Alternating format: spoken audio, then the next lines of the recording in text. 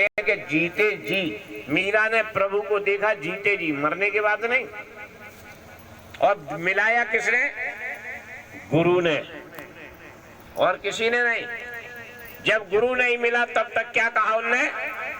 गिरधर गोपाल को माना। और जब उन्होंने प्रभु को पाया तब क्या कहा? पायो जी मैंने नाम रतन धन पायो, वस्तु अमूलक सतगुरु दीनी। कौन ने दिया? गिरधर गोपाल ने नहीं दी, गुरु ने दी। वस्तु अमूलक सतगुरु दीनी, कृपा कर अपनायो, पायो जी मैंने नाम रतन धन पायो। यानी गुरु का महत्व बताया। बोले बगैर गुरु के मेरे को वो मिलता नहीं। मिला गया किसने? गुरु ने मिलाया। लेकिन हम क्या करते हैं? नामदान तो ले लेते हैं, गुरु को पहले भूल जाते हैं। गुरु को याद नहीं करता कोई भी।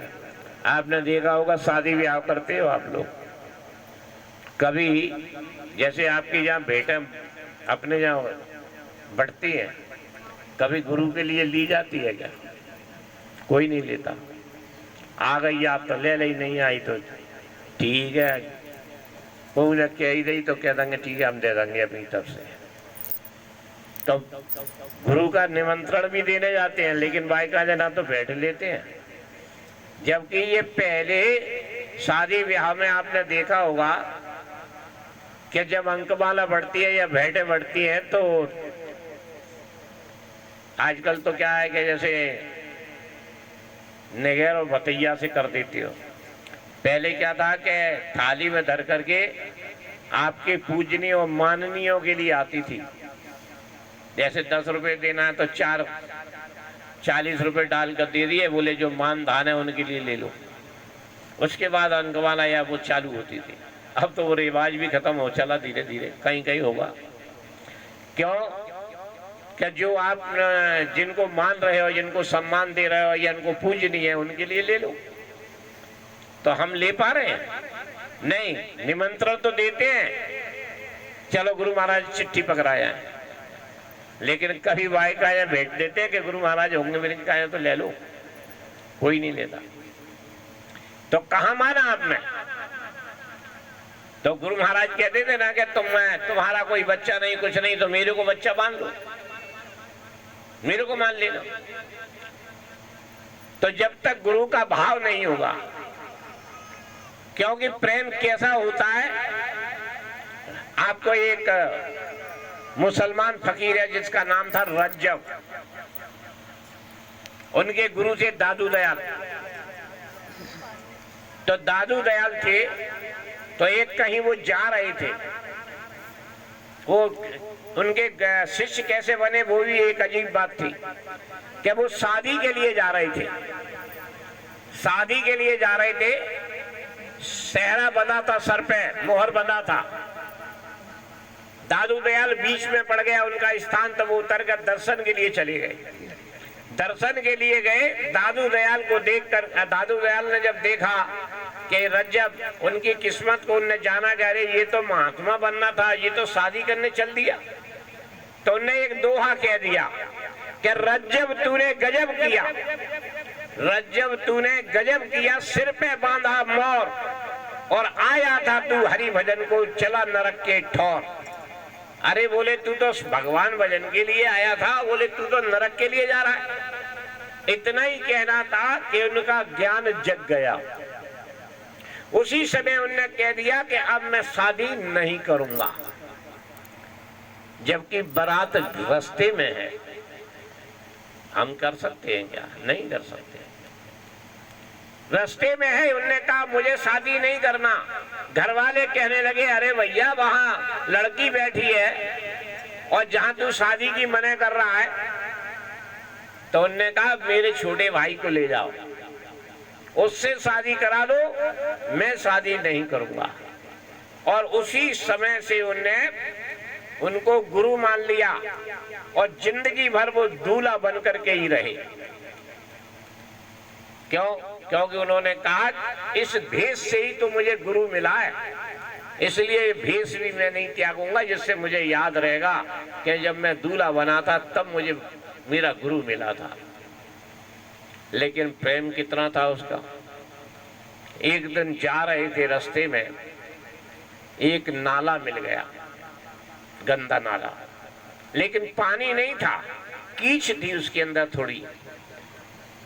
तो गुरु कहने लगे, दादू दयाल कहने लगे, बोले एक काम करो, इसमें जरा 2-4 पत्थर बड़े बड़े डाल दो, जिससे पैर रख के निकल जाएंगे, कीच में डाल दो। उनके चेले कपड़ा पत्थर लेने निकल गए। जब खड़े थे, उनने सोचा कि ये शरीर भी तो गुरु का ही है। उनने झट से क्या करा, वो कीच में ही लूट गए, गंदे में। और गुरु से कहा, गुरुदेव ये शरीर भी तो तुम्हारा ही है, निकल जाओ। बोले जब तन मन धन सब तुम्हारा ही है तो मेरा क्या है, निकल जाओ। तो आप प्रेम, इसीलिए राम ने कहा है क्या, हर व्यापक सर्वत्र समाना, प्रेम से प्रकट होए मैं जाना। मैं प्रेम से प्रकट होता हूं, चाहे तीर्थ करो चाहे व्रत करो, वो मिलने वाला नहीं। आज तो सबसे पहले, अब जैसे कोई काम करने जा रहा है तो आदमी काम के लिए क्या कहता है, अरे मेरे पास तो काम है, मैं नहीं जा सकता। नाच गाना हो रहा है तो वहां फौरन चला जाएगा। अरे बोले कि चलो देखो, मनोरंजन हो ही जाएगा थोड़ा बहुत। आपको पता है भगवान के लिए, भजन के लिए टाइम नहीं मिलेगा, लेकिन टीवी का नाटक देखने के लिए 4 घंटे निकाल लेते हैं हम लोग। हम मोबाइल में 4-4 घंटे लगा देते हैं, लेकिन भगवान भजन के लिए 1 घंटा नहीं हमको मिलता। क्यों? क्योंकि जमाना उल्टा हो गया। तो कबीर साहब ने इसको 600 वर्ष पहले ही बोला था, जिसमें कहा गया था, डर लागे हंसी आवे अजब जमाना आया रे, धन दौलत ले माल खजाना, वैश्य नाच नचाया रे।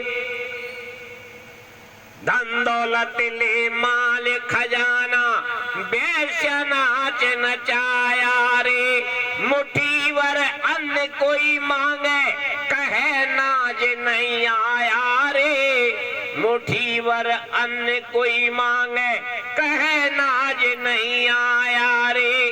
कथा होए वहाँ श्रोता सोवे, बकता मूड पचाया रे। कथा होए वहाँ श्रोता सोवे, बकता मूड पचाया रे। स्वांग तमाशा जहाँ कहीं होवे, तनक नींद नहीं आवे रे। स्वांग तमाशा जहाँ कहीं होवे, तनक नींद नहीं आवे रे।